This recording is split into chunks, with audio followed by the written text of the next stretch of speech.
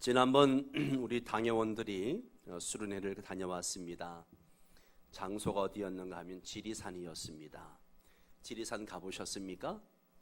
예, 저는 청년 때에 배낭을 메고 지리산을 2박 3일, 3박 4일 두 번 등반을 한 적이 있었습니다. 지금은 노고단까지 차가 올라가지만 그전에는 노고단까지 1박을 해야만 올라갈 수 있는 거리였습니다. 지리산은 악산도 아니고 등산하기가 참 좋은 산이죠. 또 여러 나무들이 있어서 등산하면서 나무들을 관찰하며 산림욕을 하면서 걷는 재미가 아주 좋습니다. 지난 6일에 우리 등산 동호회에서 광교산을 다녀오는데 잘 다녀오셨어요? 예, 등산하니까 참 좋으시죠? 예, 우리가 등산을 할 때에 그냥 무턱대고 등산을 하지 않습니다.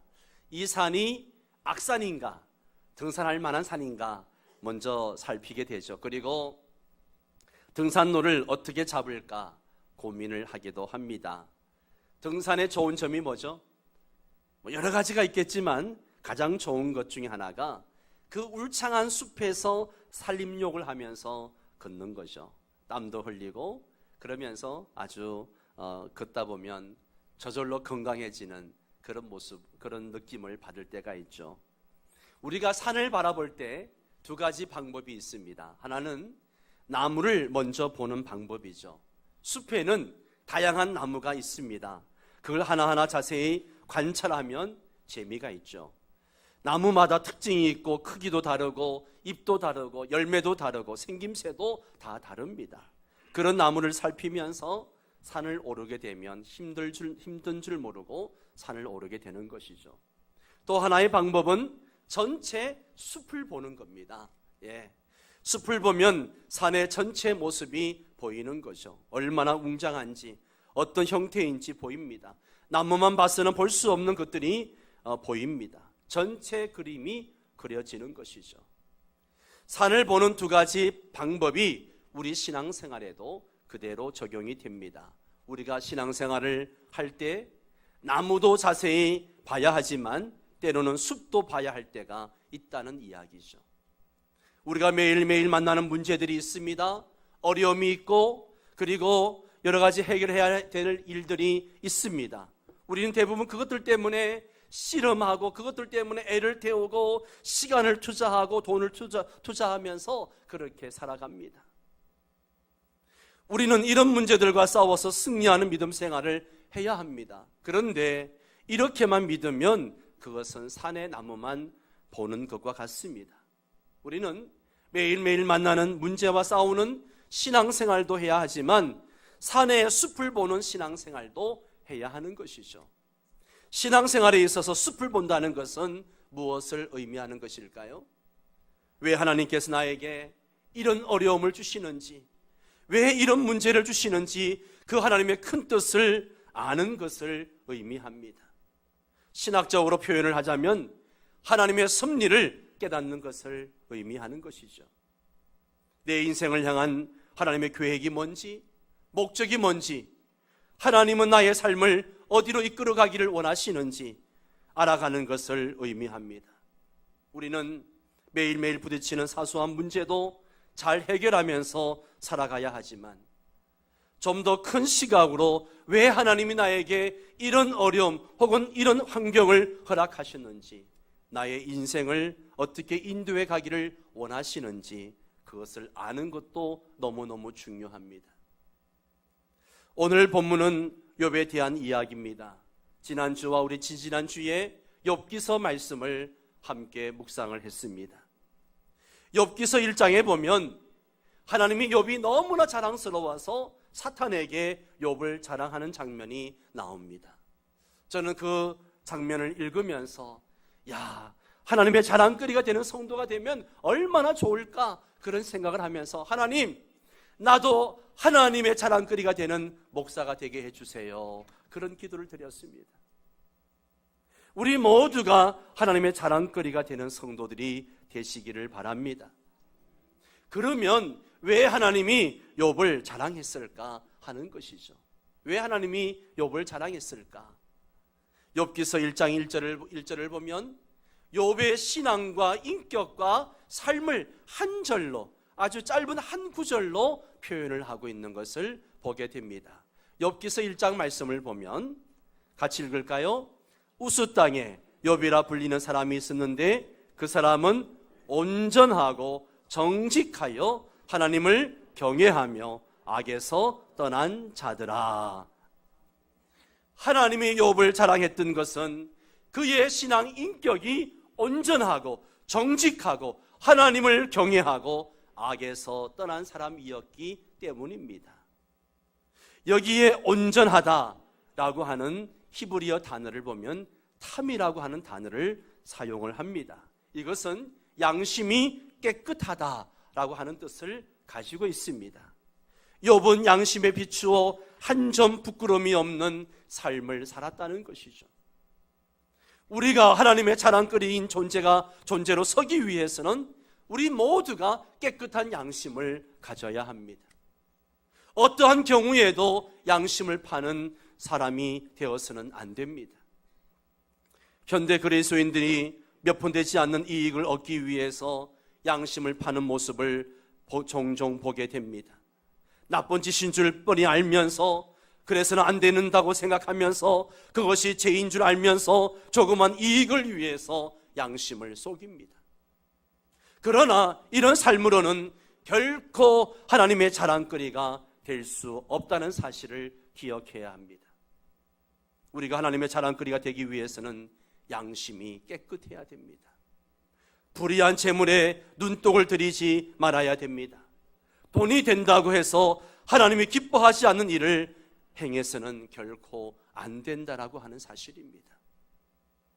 또 욥은 온전할 뿐만 아니라 정직했다라고 말합니다. 정직한 인격은 하나님의 자랑거리가 됩니다. 여기에 정직이란 말을 히브리어 단어로 야사르라는 단어를 사용합니다. 다른 사람에게 대하여 거짓이 없는 것을 말하는 것이죠. 다른 사람을 대하여 거짓이 없는 것, 그에게는 속임수가 없었다는 겁니다. 하나님은 거짓된 저울을 미워하십니다. 속이는 말을 가증스럽게 여기십니다.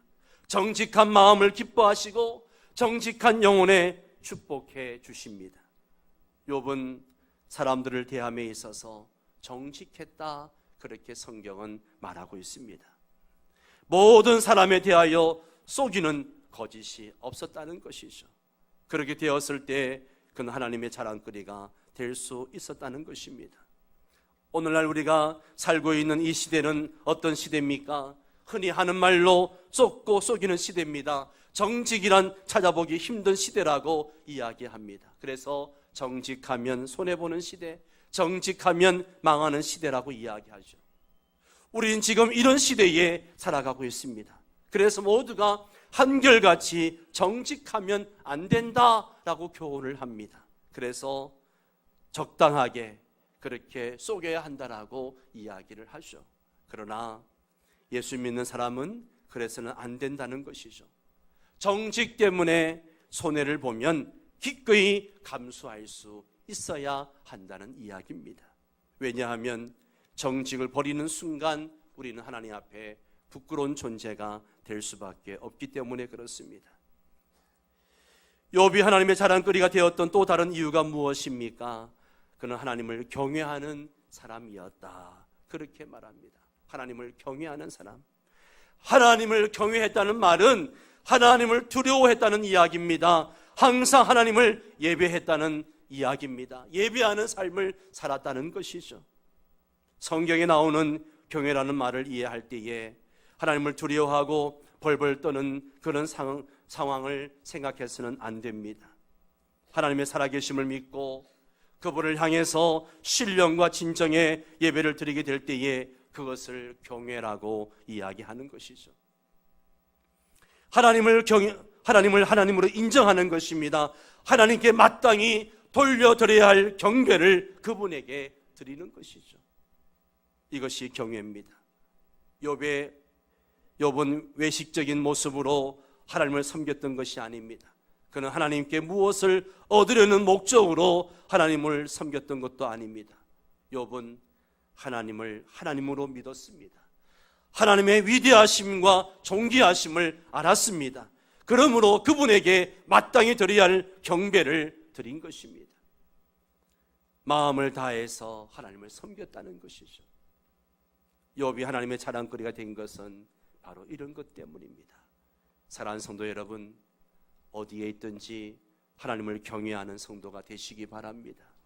코람데오, 하나님 앞에서라고 하는 존전의식을 가지고 살아가야 할 줄 믿습니다. 마지막으로 욥은 악에서 떠났다라고 말합니다. 여기서 악이라고 하는 것은 하나님께서 싫어하시는 것을 총칭해서 하는 말입니다. 그런데 사람들은 악을 어떻게 생각하느냐? 살인하고 간음하고 도둑질하고 이런 것들을 악이라고, 죄라고 생각을 합니다. 물론 그런 것도 악입니다. 그러나 성경은 악을 거기에 한정하지 않습니다. 하나님이 싫어하시는 모든 일이 다 악이요 죄라고 성경은 말하고 있습니다. 기도하지 않는 것도 악입니다. 믿음으로 행하지 않는 것도 죄입니다. 경건에 힘쓰지 않는 것도 악입니다. 성경은 이런 것을 악이라고 말씀하고 있는 것이죠. 그런데 욥은 이런 것에서 떠났습니다. 철저하게 떠났습니다. 모양이라도 버렸습니다. 악인의 꾀이대로 살지 않았습니다. 죄인의 길에 서지 않았습니다. 오만한 자리에 앉지도 않았습니다. 그런 죄악이라고 하면 흉내도 내지 않았다는 것이죠. 하나님의 자랑거리인 성도가 되기 위해서는 이와 같이 죄악에서 떠나야 합니다. 하나님이 싫어하시는 일에서는 철저하게 멀어져야 합니다. 죄악의 자리에 서 있고 앉아 있으면서 난 죄를 짓지 않았다, 괜찮다, 그렇게 말해서는 안 된다는 것이죠. 주님은 우리가 죄악의 자리에 서거나 앉는 것까지, 그 모양을 흉내내는 것까지 싫어하십니다. 그러므로 그것을 버려야 됩니다. 이렇게 욥이 하나님 앞에서 온전하고 정직하고 경외하며 악에서 떠난 삶을 살았음에도 불구하고 그에게 고난이 몰려옵니다. 엄청난 고난이 몰려옵니다. 하루아침에 모든 재산을 다 잃고 맙니다. 그리고 태풍이 불어와서 집이 무너져 10남매가 다 그 밑에 깔려 죽습니다. 그리고 그 몸에는 감당하기 어려운 악성 종기가 나서 견딜 수가 없습니다.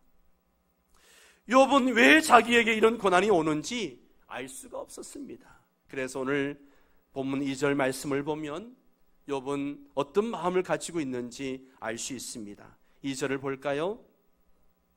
오늘도 내게 반항하는 마음과 근심이 있나니 내가 받는 재앙이 탄식보다 무거움이라. 자, 어떤 마음이 있다고요? 어떤 마음? 반항하는 마음, 근심하는 마음이 있다는 거예요. 반항하는 마음이란 어떤 마음일까요? 하나님에 대한 원망과 불평이 생기는 마음인 거예요.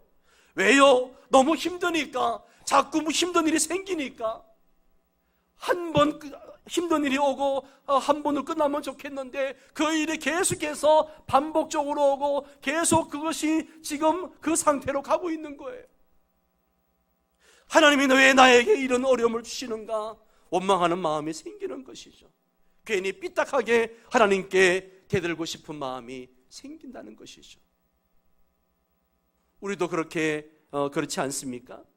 자꾸 어려움이 생기면, 그리고 그 어려움이 해결이 안 되면 잘 믿어보려고 하지만 불평과 원망이 생기지 않겠습니까?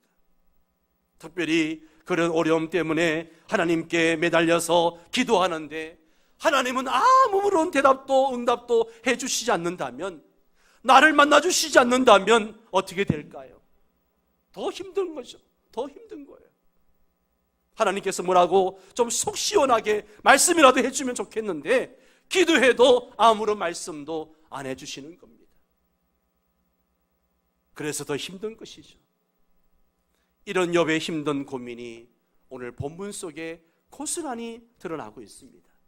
여러분, 오늘 본문의 3절부터 5절도 볼까요? 같이 읽습니다. 내가 어찌하면 하나님을 발견하고 그의 처소에 나아가랴. 어찌하면 그 앞에서 내가 호소하며 변론할 말을 내 입에 채우고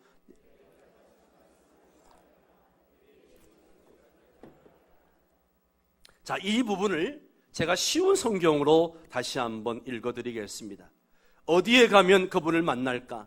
그분이 계신 곳 가까이 갈 수만 있다면 그분 앞에 내 주장을 당당히 펼치고 나의 무죄를 호소할 텐데 그분의 대답을 듣고 그가 나에게 말씀하신 바를 깨달을 수 있을 텐데 쉽게 설명을 하자면 하나님이 어디 계신지 만날 수만 있다면 속 시원하게 다 이야기하고 하나님 말씀도 듣고 싶다는 그런 이야기입니다. 그런데 문제가 뭡니까? 아무리 하나님을 찾아도 하나님을 만날 수가 없는 거예요. 아무리 부르시셔도 하나님이 응답해 주시 않는 거예요. 8절 9절 말씀을 보세요. 그런데 내가 앞으로 가도 그가 거기 계시고 그가 아니 계시고 뒤로 가도 보이지 아니하며 그가 왼쪽에서 일하시나 내가 만날 수 없고 그가 오른쪽으로 돌이키시나 배울 수 없구나. 무슨 말입니까? 동서남북 안 찾아본 곳이 없다는 거예요. 하나님을 다 찾아봤습니다. 열심히 찾았습니다. 하나님을 만나보려고 할 수 있는 노력을 다 했습니다. 집에서도 기도하고 교회 와서도 기도하고 혹시 예배 드리다가 하나님의 음성을 들을 수 있을까? 하나님의 뜻을 발견할 수 있을까? 열심히 예배에도 참석하고 내가 할 수 있는 모든 노력을 다해서 하나님을 만나보려고 하지만 하나님을 만날 수가 없다는 것이죠. 하나님이 답을 주시지 않는다는 거예요. 이럴 때 정말 너무너무 힘든다는 것이죠. 힘들 수밖에요. 여러분 중에 이런 고민을 하고 이 자리에 계시는 분들이 있는지 모르겠습니다.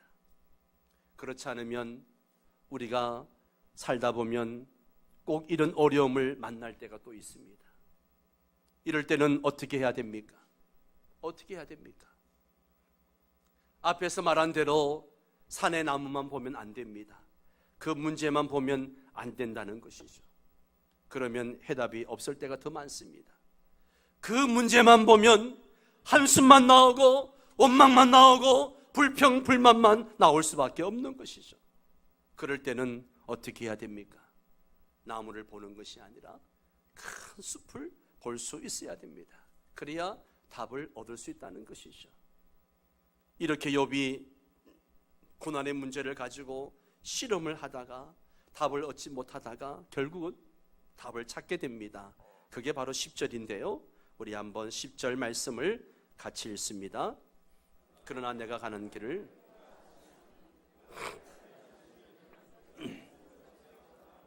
아멘, 아멘. 한 번 더 읽을까요? 그러나 내가 가는 길을 그가 아시나니 그가 나를 단련하신 후에는 내가 숨금같이 되어 나오리라. 할렐루야. 욥은 어떻게 자신의 문제에 대한 해답을 찾게 됩니까? 나무를 보는 것이 아니라 숲을 보았기 때문이죠. 욥이 본 숲이 무엇입니까? 첫째는 따라서 합니다. 하나님이 나의 길을 아신다. 할렐루야. 하나님이 나의 길을 아신다. 여러분은 여러분이 가는 길을 아십니까? 모릅니다. 우리는 한 치 앞도 몰라요. 내일에 대한 계획은 있습니다. 몇 년 후에 대한 계획은 있어요. 그러나 어떤 일이 일어날지 모릅니다. 내 인생인데 내가 몰라요. 하물며 1년 뒤를 10년 뒤를 어떻게 알 수 있을까요? 우리는 내가 가는 길을 모릅니다. 인생이라는 것이 내가 생각한 대로 내가 계획한 대로 사라지는 것이 아니라는 것이죠. 저는 제가 김옥현이라는 사람과 결혼하게 될 줄 누가 알았겠습니까? 저는 상상도 못했습니다. 근데 결혼해가지고 30년 가까이 행복하게 살고 있습니다. 저는 제가 이 명성교회로 부임하게 되어서 여러분의 담임 목사로 이 강단에 서게 될 줄 저는 상상도 못했습니다. 계획이 없던 일입니다. 그런데 이곳에 와서 여러분과 함께 하나님의 은혜를 나누고 있습니다. 여러분, 우리는 나의 길을 전혀 모릅니다. 그러나 나의 길을 아시는 유일한 분이 계십니다. 그분이 누구십니까? 하나님 아버지십니다. 그분은 나의 과거도 아시고 나의 현재도 아시고 미래도 다 알고 계십니다. 내 눈에는 보이지 않지만 하나님의 눈에는 다 보이는 것이죠. 여러분, 지금 내 삶의 상황이 어렵고 고난 가운데 있고 힘든 가운데 있다 할지라도 이거 한 가지 기억하세요. 하나님은 나의 길을 아십니다. 하나님 여러분의 길을 아세요. 두 번째는 따라서 합니다. 그분이 나를 인도하신다. 그분이 나를 인도하신다. 아멘. 그분은 내가 가야 할 길을 아실 뿐만 아니라 아신다고 그냥 방관하시는 것이 아니라 나의 길을 인도하시는 거예요. 우리는 인생을 우리의 생각과 계획대로 살아보려고 합니다. 이 길로 가는 것이 좋다고 생각하고 이 길로 가려고 하죠. 그런데 가다 보면 그것이 길이 아닐 때가 많죠. 내가 이 길로 가면 이것이 지름길이고 남들보다 더 빨리 출세하고 더 성공하고 잘 될 줄 알고 그 길로 가는데 오히려 그 길이 빙빙빙 더 돌아가고 더 힘든 길이 되고 더 험한 길이 된다는 사실도 경험할 때가 있습니다. 그래서 하나님은 우리가 가장 좋은 길로 갈 수 있도록 인도하신다는 거예요. 목자가 양을 인도하듯이 우리를 좋은 곳으로 인도해 가십니다. 그런데 누가 이런 하나님의 인도를 받을 수 있습니까?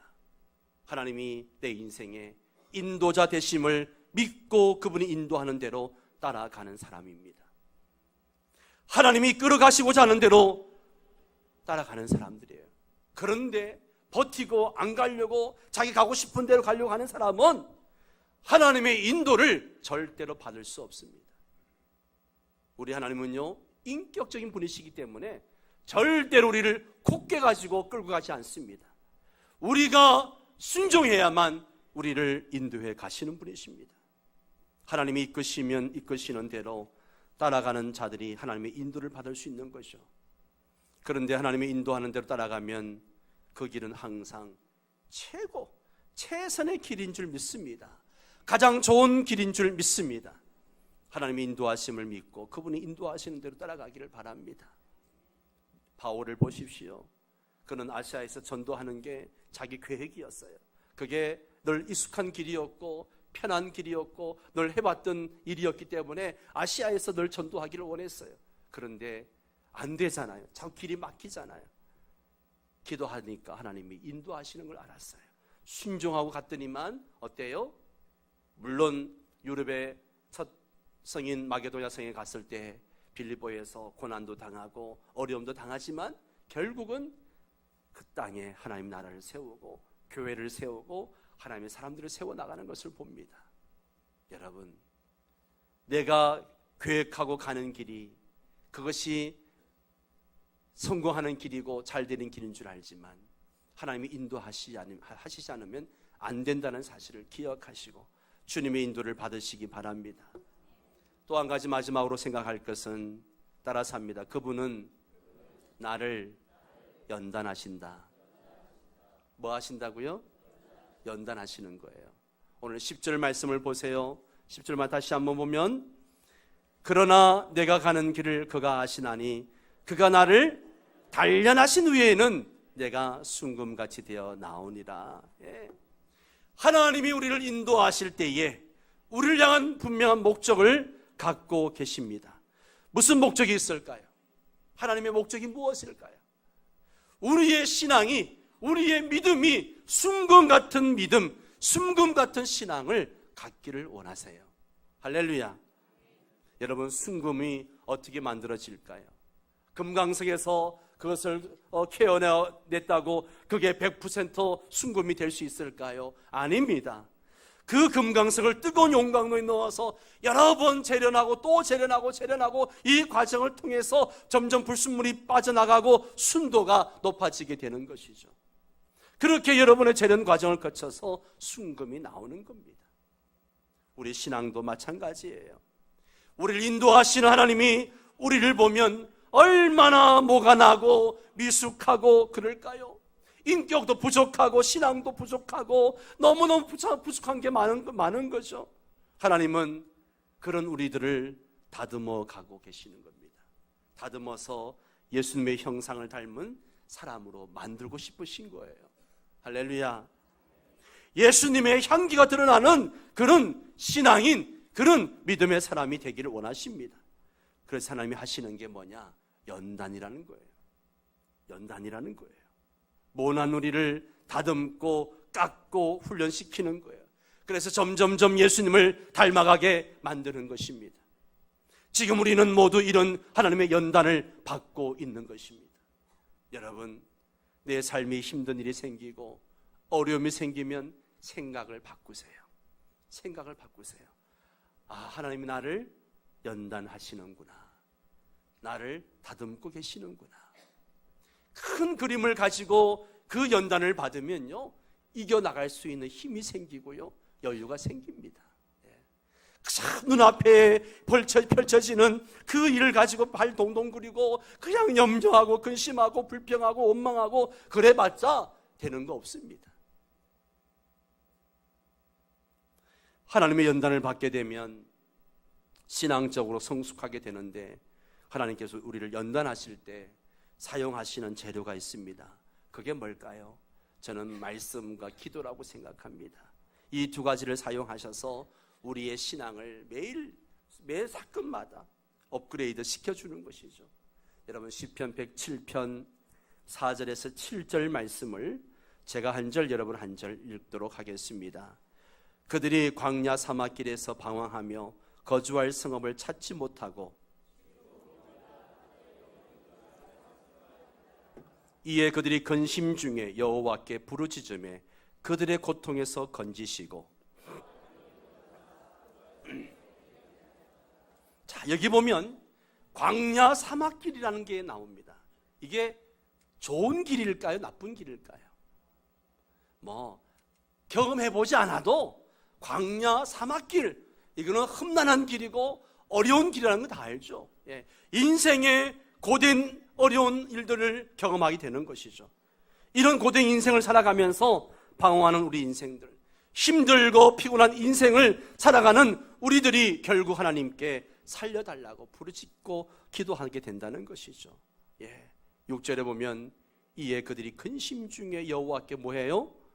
부르짖으매. 하나님께 부르짖었다는 건 기도했다는 것이거든요. 그런데 그렇게 기도하니까 그들의 고통에서 건지시고 우리를 바른 길로 인도하신다라고 말씀하십니다. 하나님은 우리에게 기도 훈련을 시키시는 거예요. 기도 훈련. 그런데 사람은요, 평안하면 기도해요, 안 해요? 안 해요. 잠만 뒤집이 자죠.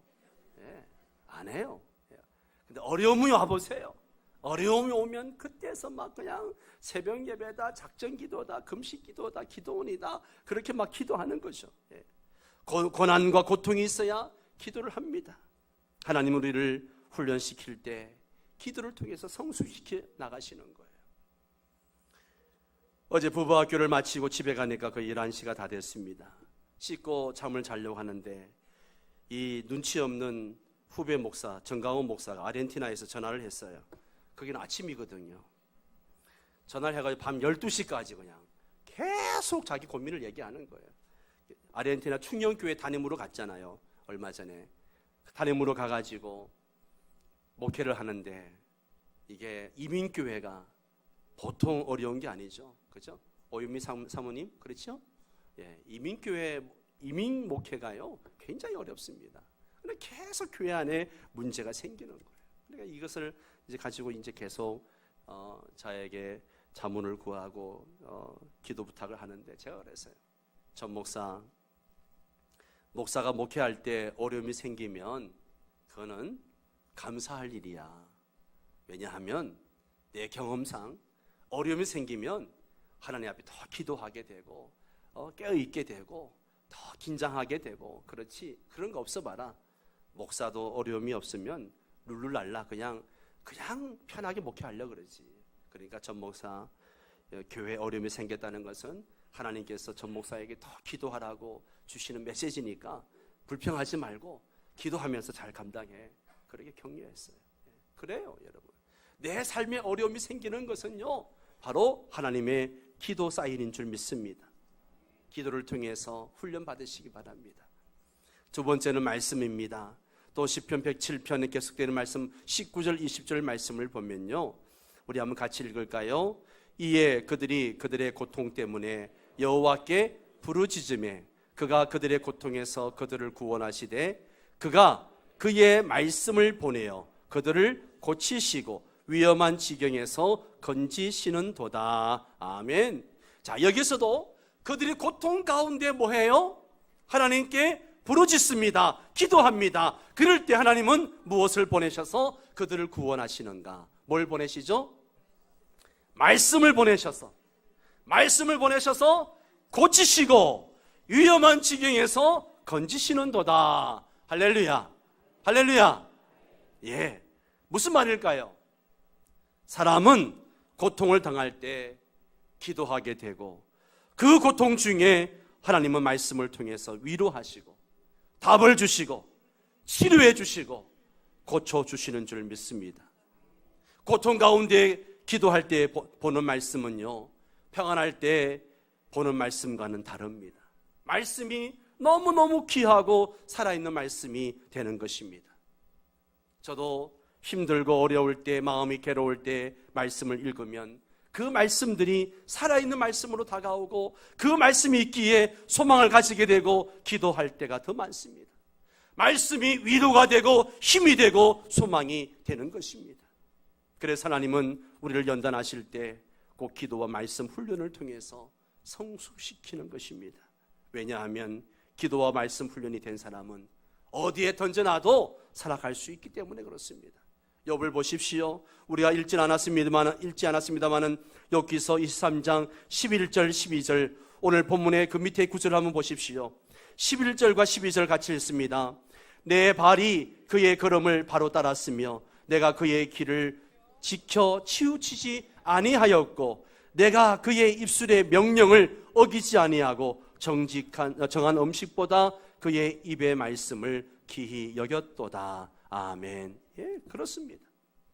욥도 고난 당할 때에는 하나님께 반항하는 마음도 갖고 불평하고 원망하는 마음도 가졌지만 그가 나중에 깨닫고 난 다음에는 그렇구나.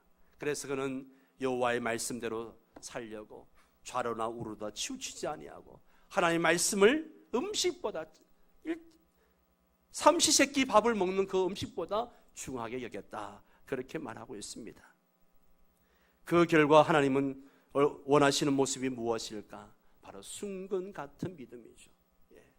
우리에게서 불순물이 다 빠져버린 순금 같은 믿음입니다. 세속적인 것들이 빠져나가고 인간의 욕심이 빠져나가고 교만이 깨어지고 아집이 깨어지고 오직 하나님만 의지하는 그런 믿음으로 거듭나는 것입니다. 이런 믿음이 되면 하나님이 그 사람을 마음껏 사용할 수 있고 그 사람을 통해서 하나님이 영광 받으시는 것입니다. 여러분, 우리가 어떤 물건을 사게 되면 그 물건에 반드시 원산지 표시가 되어져 있습니다. Made in Korea, Made in China, 항상 원산지 표시가 되어져 있습니다. 그것처럼 하나님에 의해서 연단되어진 사람의 삶에는 반드시 이런 표기가 되어져 있습니다. Made in God, Made in God. 하나님 앞에서 만들어진 하나님의 사람들, 우리 모두 하나님의 손에 의해서 빚어진 하나님의 사람들이 되길 바랍니다. 특별히 신앙생활을 하면서 매일 겪는 문제와 어려움 속에서 그 문제만 보지 말고 그 문제를 통해서 하나님 나에게 이루고자 하시는 큰 뜻이 무엇인지 그것을 볼 수 있기를 바랍니다. 그럴 때 오늘의 어려움에서도 낙심하지 않고 불평하지 않고 하나님이 빚으실 때 기쁨으로 순종할 수 있게 되는 것이죠.